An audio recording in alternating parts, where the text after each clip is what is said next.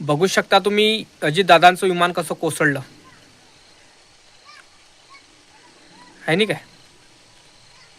बघा है ना, विमान कोसळलं पण चालवणारा बेवळा होता दादा म्हणून कोसळलं ते. आणि त्या विमानात गडबड होती, गडबड.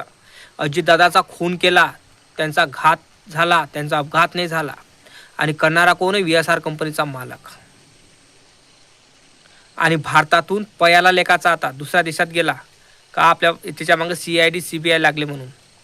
रोहित पवारनं पत्रकार परिषद घेतली, 2 वेळा घेतली, तर सगळं नाव त्याचंच येऊन राहिलं. कारण प्लॅनिंगनं मर्डर केला अजितदादाचा, प्लॅनिंगनं मर्डर केला, प्लॅनिंगनं गेम केला. आणि हा गेम असा तसा नाही केला. ह्या गेममध्ये मोठमोठे लोक आहात, हे लक्षात ठेवा, मोठमोठे लोक आहात. अजितदादाचं विमान अगोदर वरतं फुटलं हवेत, दुसऱ्यांदा खाली फुटलं, अजून तिसऱ्यांदा म्हणजे 3 ते 4 वेळा अजितदादाचं विमान फुटलं. विचार करा तुम्ही, त्या विमानात का बाम होते काय? बाम होते त्या विमानात? विमानात बाम राहिले असतं तर फुटलं असतं, पण बाम होते का त्याच्यात? मग फुटले का? म्हणजे असं वाटते का त्या विमानात बॉम्बही असन. त्या विमानात म्हणते पेट्रोल वापरत होते, म्हणते पेट्रोलचे डब्बे होते म्हणते त्या विमानात. तिथं फ्यूल सरलं का टाकलं? मग विचार करा, म्हणजे पेट्रोल प्रकारचा एक बॉम्बच आहे ना, बरोबर नाही काय? म्हणजे अजितदादाच्या जीवनासंग किती खेळत होते लोक हे. आणि अजितदादाच्या मेल्यानंतर फायदा कोणाकोणा झाला असन तुम्हाला माहिती आहे काय? नक्की कमेंट करून सांगा का फायदा कोणाकोणाला झाला. कारण जो अजित पवार महाराष्ट्राच्या जनतेच्या काळात राज्य करणारा, जो अजित पवार महाराष्ट्राच्या जनतेवर राज्य करणारा आणि शेतकऱ्यासाठी झडणारा, तर विचार करा तुम्ही त्या अजित पवारला का मारलं. कारण त्या माणसापाशी असं काहीतरी गुढ रहस्य लपलेलं होतं की त्या कारणामुळं समोरचे जे लोक आहे ते लोकायला वाटत होतं का हा आपल्याला घातक आहे. त्या कारणामुळं अजितदादाला टपकवलं आणि प्लॅनिंगनं टपकवलं अजितदादाला. अरे त्या माणसाला जिथे जी मारलं म्हटलं, जिवंत जाळलं, जिवंत. बायकोचं लेकराचं पाणी नाही पाजू दिलं, लेकरा म्हणजे पाणी पडू दिलं नाही तोंडात. अरे माणसं जळून खाक झाली, विमान जळून खाक झालं, कागद जळली नाही. कागद जळले नाही. आता म्हणत आहे की ते ब्लॅक बॉक्स जळला म्हणते. ते विमानाची शेपटीच जळली नाही, तुम्हाला व्हिडिओ दिसतेच. विमानाची शेपटी जळली नाही राजा, काही नाही. सगळं फोकलटपणा, लोकायला चुत्या कसं बनावचं असे भोकाळे लोक. बस महाराष्ट्राला जनतेला चुत्या कसं बनवायचं असे न्यूजवाले दाखवते, तेच न्यूज घासते, तेच कॅसेट घासते भाऊ, दुसरं काहीच नाही. आपल्या व्हिडिओत खरं काय आहे ते आपल्या व्हिडिओत माहीत पडते. कारण आपण सर्वसामान्य जनतेचा एक लेकरू आहे आणि आपल्याला अजितदादा गेले याचं दुःख आहे.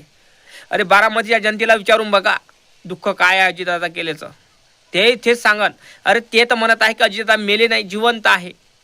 उद्या नाही तर परवा येणार, एंट्री करणार, त्यांचं विमान बारामतीच्या प्लॅटफॉर्मवर उतरणार विमानतळावर आणि अजितदाची रॉयल एंट्री होणार, शिवाजी बॉस सारखी घटना होणार. मी तर म्हणतो तसं झालं पाहिजे आणि बारामतीच्या जनतेच्या तोंडात पोतभर साखर पडली पाहिजे, असं माझं मत आहे. अरे महाराष्ट्राच्या लाडक्या बहिणीचा लाडका भाऊ होता, तो शेतकऱ्याचा लाडका भाऊ होता, बेघरांचा लाडका भाऊ होता अजित पवार.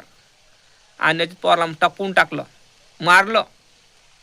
विचार करा तुम्ही, मारणारा किती बेकार असेल. VSR कंपनीचा मालक, त्याने चालक बेवळा ठेवला होता चालवणारा. 2 वेळा चालक बदलले, विमानाचे पायलट बदलले. ज्या पायलटमध्ये अजितदादा बसले होते त्याच्या संघ त्याचा हे नव्हता, सहकारी नव्हता. त्याच्या संघ अजून 4 गडी होते, त्याचा जीव घेतला आहे VSR कंपनीच्या मालकानं. 4 गडीचा जीव घेतला, अजितदादा जीव घेतला. आणि 6वा व्यक्ती कोण आहे हे अजून अद्याप माहीत नाही. मग विचार करा तुम्ही, अजितदादा गेम हा दिमागाने केला. अजितदादा जिथे जी मारलं अजितदादाला.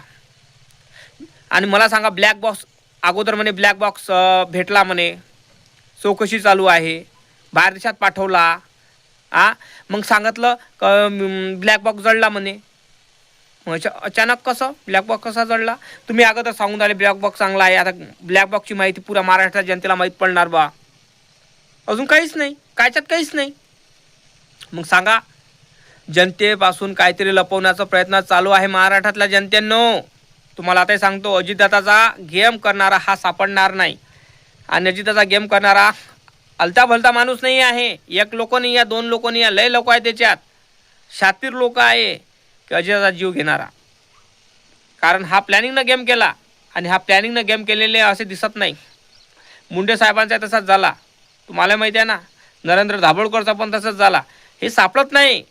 का सापडत नाही? कारण याच्यात मोठे मोठे लोकांचे हात राहतात आणि ती दानपान करून टाकते. त्या कारणामुळे सापडत नाही.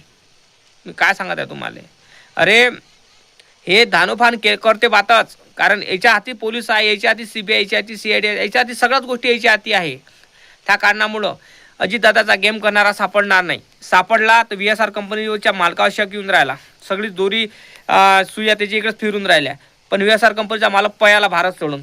आता कोण आणून तिला भारतात उचलून? कोणी नाही आणू शकत. CID CBI चौकशी करणं चालू आहे. पण माझं एकच म्हणणं आहे, आंतरराष्ट्रीय देशातील म्हणा, आंतरराष्ट्रीय राज्यातील लोकांनी चौकशी केली पाहिजे. माझं असं मत आहे.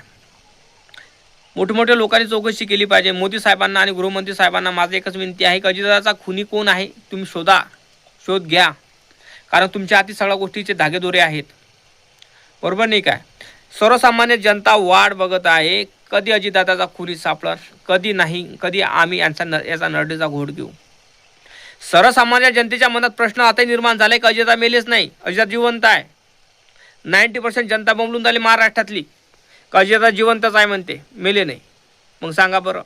न्यूजवाले म्हणून राहिले मेले, पण 90% जनता म्हणून राहिले मेले नाही. पण अजितदादा मेले तर कुठे गेले असन, कुठं लपले असन, काय कसन, कुठं असन, का बाहेर देशात लपले असन, का बाहेर देशात गेले असन. त्याला असं वाटलं असं माझ्यावर कोणी वार करत असन, जीवानं हानी पोहोचवते, त्या कारणामुळे अजितदादा लपले असन, असं असू शकते. तर्क होय भाऊ, माणूस होय, काही बोलू शकते. पण गोष्ट काय आहे, खरंच आहे का जिवंत, कुठं आहे, काय आहे, अद्याप मालूम नाही. त्या कारणामुळे माझं एकच म्हणणं आहे, अजितदादा असन कुठे सुखरूप असो आणि लवकरात लवकर येऊ, आणि ज्याने हे कांड केलं असेल त्याचा घात करण्यासाठी. बरोबर नाही का? व्हिडिओ तथ्य आहे, व्हिडिओमध्ये तथ्य आहे. नक्की कमेंट करा, लाईक करा, चॅनलला सबस्क्राईब करायला विसरू नका, फेसबुकवर फॉलो करायला विसरू नका. कारण अजितदादा गेम केला विमानाच्या मालकानं.